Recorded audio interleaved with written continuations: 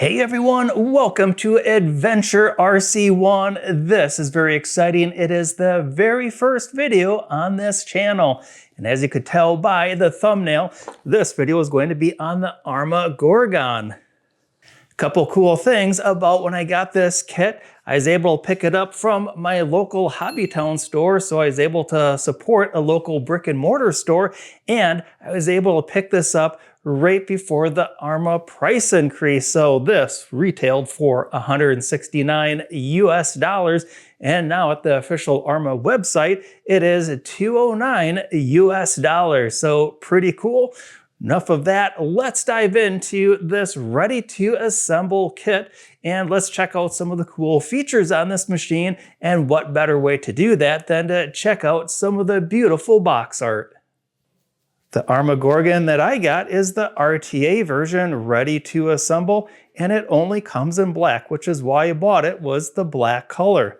This kit includes everything I need to get started, which is the main battery pack, the controller, and a battery charger. Portions of the kit are pre-assembled, speeding up the assembly time for a total of about 1 hour. Aside from the black color, it's the chassis that attracted me to the Gorgon. The chassis is designed to keep a lot of dirt and debris out of the RC truck, so I can spend more time racing around and less time cleaning up. But wait, there's more. It's got awesome monster truck looks, easy access maintenance, a super tough transmission. This is pre-assembled. They just show it disassembled because there's bearings and metal parts inside. This is a brush kit with a powerful 550 mega motor. The outside of the box is really cool, but I'm more interested about the kit inside. So let's get this opened up and see just how much assembly I'll need to do in this video. Greeted on the top with the manual, instructions, and a sticker set on the back. And here, let's just get everything dumped out. So definitely a lot of pieces and parts to put together. I'm gonna get all of this organized and I'll be back in just a second and we'll do a brief flyover and check out just what all these little components and little bags look like. Here's all the contents laid out nice and organized. This is also going to help me assemble everything together.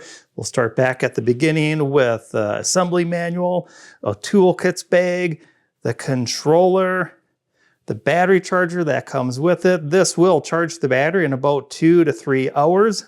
And starting over here, we're going to see that the bags are labeled, making it very easy to follow along in the assembly manual. We're also going to see that some of these bags have partially assembled sub-assemblies inside of them. A few more bags of parts than I was expecting for this kit, but when we're all done, we should end up with something that looks like this. And lastly, the battery that comes with the kit is a 7-cell nickel metal hydrate with a capacity of 3,300 milliamps. I'm going to get the camera set up and do a time-lapse assembly of this RTA kit, and I'll catch up with you in about 1 minute.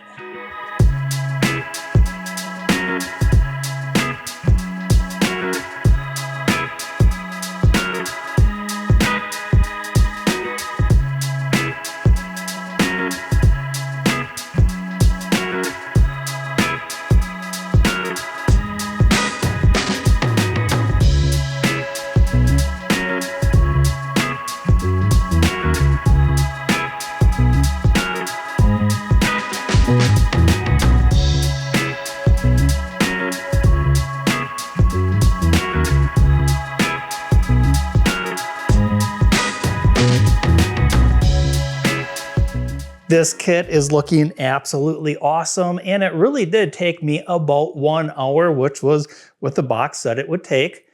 One of the things that we saw was I ditched the Allen keys in favor of a power drill driver to speed things along. I think if I didn't have this, the assembly would take way longer than an hour. The other thing, when I was using the drill driver, I didn't fully tighten down the screws. I left them sticking out a little bit, and off camera, I went back with the Allen keys and put the finishing tighten on them. That way I don't pull the threads out with the drill driver, which is incredibly easy to do. Now, one of the things that did happen with the drill driver is I did strip the head of a screw out, but luckily for me, this kit does come with a little bag with all of the common fasteners used on this kit, so I was able to easily replace that screw and continue the assembly of the kit.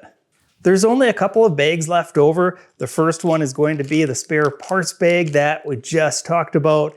The next one is going to be a little bag of C-clips for preloading the suspension. And the last bag is going to be a binding jumper for pairing the Gorgon with the radio gear. Before we check out the Gorgon up close, I am going to pop the body back off and check out the machine up close. There's a couple cool things on here that weren't necessarily covered with the box art. There's going to be this large opening above the motor with 4 mounting holes, and that's there if I ever go from a brush system to a brushless, and I'd like to put a cooling fan above the motor. That's already built into the frame of the machine. The speed controller and receiver are all built into one unit. There is a little jumper to switch between the nickel metal battery, or if I switch over to LiPo, I can use a LiPo battery with the brushed motor. The speed controller also has 2 positions that can be mounted. Right now it's positioned all the way back, and that allows for the connector to stay within the battery compartment. That works perfectly well because I'm using this humpback battery that comes with the kit, so there's plenty of room for that connector to be in that battery compartment. If I switch over to a large LiPo battery, this connector may not fit in there. So when I move this speed controller in the forward position, that opens up the port so that the connection can be pushed outside of the battery compartment. That takes care of the cool features that I saw on the machine during the assembly. This is going to be the cleanest this truck is ever going to be. And now that I've got the body back on, it's time for a video montage.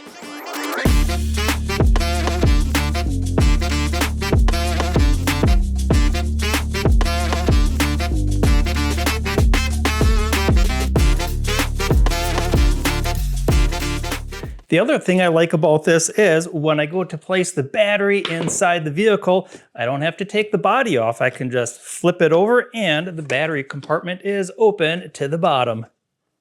Time for some batteries.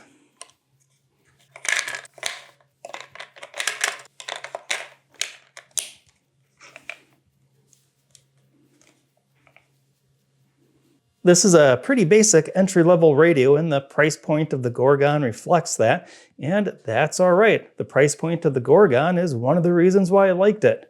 Some of the features on here does include the steering trim that we just saw, the steering rate. When we flip it over, there is a 3-position switch here to dial the speed back if you're new to RC vehicles or a young driver. We've got 50%, 75%, and 100%. And lastly, I have a servo reversing for the steering. Radio on, and then we'll turn the truck on.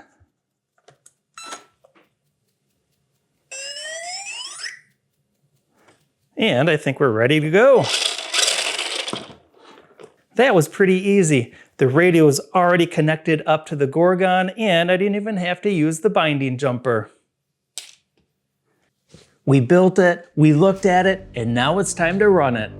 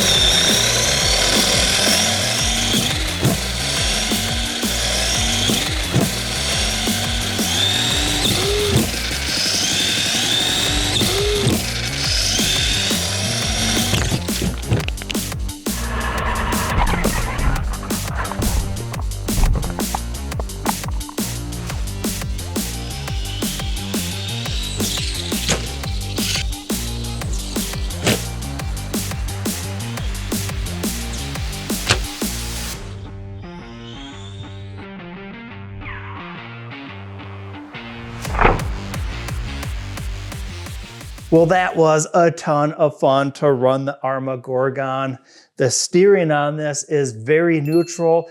It's very consistent and very predictable both on and off the throttle. And speaking of throttle, I was expecting a little bit more grip out of these tires, but this is being filmed in very late winter, so it's about 40 degrees outside. We saw there's still snow out there, and I'm on some very smooth, good condition blacktop, so I wouldn't expect big rubber tires to have that much grip to begin with, but it also made it a lot of fun to run. Now, even though this is a brushed kit, it was still very punchy on the throttle. It had some good top end speed and still very controllable throughout the entire throttle range. When I take a look at the nickel metal battery that I was using, it started out very strong, and just like with that battery technology, as I get longer into the run, the battery power starts to fade a little bit, and that's perfectly normal. That is also the very first charge that I've got on that battery. So as I cycle that battery a couple more times, I'll get a little bit more extended and more consistent power output from that battery. And if I want truly consistent battery power all the way through my run, I can always switch over to a 2S LiPo. I was able to make a jump in the driveway, and just that one jump, that was a lot of fun, and that's where I spent most of the time running this, because this thing launches really nice off the jumps. Many years ago, I used to race RC cars and nitro cars, so I know all about blurping the throttle to pick the front end up or hitting the brakes to slam it back down. And this is just so neutral. It didn't really seem like it made much of a difference if I was on throttle or off. It just landed very evenly. I do realize that it was a pretty small jump, but it handled it very, very well. Couple thoughts that I've got on the controller. This is geared towards a younger driver, and my adult hands, they do feel a little bit cramped on this. However, when I was out there running the machine around, having a blast with it, I didn't think about it, but this controller for adults is a little bit smaller, and now I understand why they offer this model without any electronics in it, so that we can pair our own controller with the machine. And there's nothing that says that I can't get a compatible radio system and bind it with the existing speed controller / receiver combo that is inside. And I'll get the cover off, and this is one of the other big things that I really liked about this vehicle, is that the chassis system just naturally keeps everything out. The conventional chassis on a machine are typically going to have a tub, and going through all of that snow and debris and stuff has a tendency of collecting all of that. But with this chassis design, there's nothing that's going to really hold on to the snow. Maybe a little bit in the front when I was plowing through my jump going the wrong direction, but other than that, everything just kind of shakes right off, which is really cool because I can spend less time cleaning up the machine and more time charging up batteries and going out and running the Gorgon. Now, everything about running this has been everything that I hoped and dreamed this machine would be. It's a blast to run. When I go back to the assembly of it, that's where I've got a couple things that I didn't really care for. I think if I use the tools that came with it, just those little small Allen keys, this is going to take way longer than 1 hour to put together. I already talked about where I use that drill driver. The other thing I didn't like about the assembly is that a lot of the screws on here, to really hold everything together, they used extra length, and that's just extra time turning those screws in and extra time and turns where I could accidentally strip out the head of the screw. And those screws, everything on here, it's a fine machine thread, like I could screw a nut on it. And the last time I put a kit together similar to this, I mean, we're talking decades ago, but it had a very coarse, almost like wood screw threading to it, and those went in a lot easier. As the machine ran, though, with those coarse threads, they had a tendency to back out. So I guess Arrma figured out just use an extra long screw with some fine threads and everything is gonna stay put.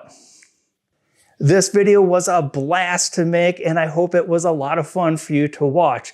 And don't forget to give this video a like, subscribe to the channel, or ring that notification bell. Not only is it a great way to help the Adventure RC1 channel grow, it's an excellent way to connect video content like this with other great viewers just like you. I hope that you'll join me in future videos where I take the Gorgon out on location.